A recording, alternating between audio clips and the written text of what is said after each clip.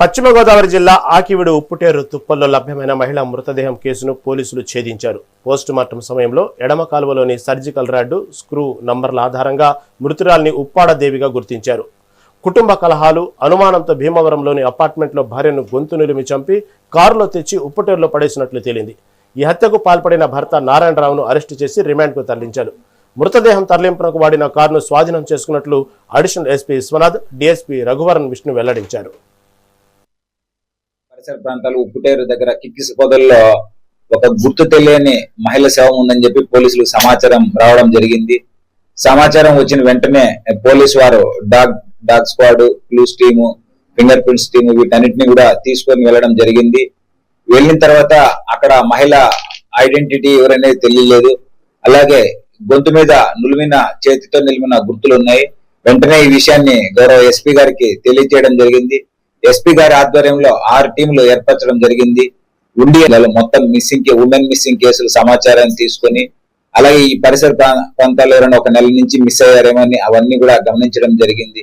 745 CC కెమెరాలు కూడా అన్ని అబ్జర్వ్ చేశాము. తర్వాత ఈ సమాచారాన్ని మొత్తం మీడియా ద్వారా ఒక 3 రోజుల పాటు ప్రచారం చేసిన తర్వాత 3వ రోజు పోస్ట్ మార్టం నిర్వహించడం జరిగింది ప్రభుత్వ వైద్యుల సమక్షంలో.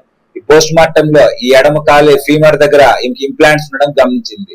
తర్వాత ఈ ఇంప్లాంట్స్ చూస్తే ఇవి బొంబాయి కంపెనీకి సంబంధించినవి.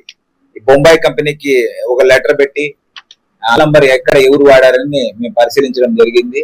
హైదరాబాద్ సంబంధించి సుశీల్ హాస్పిటల్లో ఈ ఇంప్లాంట్స్ ఒక స్త్రీకి అమర్చినట్టు జరిగింది. ఆమె పేరు వచ్చేసి 2023లో ఈ మృతురాలు ఒక యాక్సిడెంట్ లో హైదరాబాద్ సమీపంలో యాక్సిడెంట్ లో గురి కావడంతో వెంటనే ఆమె ఎడమ కాలుకి తీవ్రమైన గాయం దగ్గర ఫీమర్ దగ్గర విరిగిపోవడం జరిగింది. దానికి సంబంధించి ఈ ప్రైవేట్ హాస్పిటల్లో ఈ సర్జరికల్ ఇంప్లాంట్స్ అనేవి అమర్చడం జరిగింది.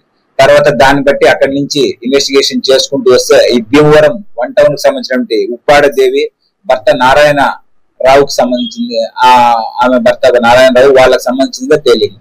మేము ఇంటికి వెళ్ళి చూస్తే మొత్తం ఇల్లు లాక్ చేయడం జరిగింది. ముద్ద వచ్చి అబ్స్కాన్ కావడం జరిగింది. పరిసర ప్రాంతాలు ఉప్పుటేరు దగ్గర కిక్కిసి పొదల్లో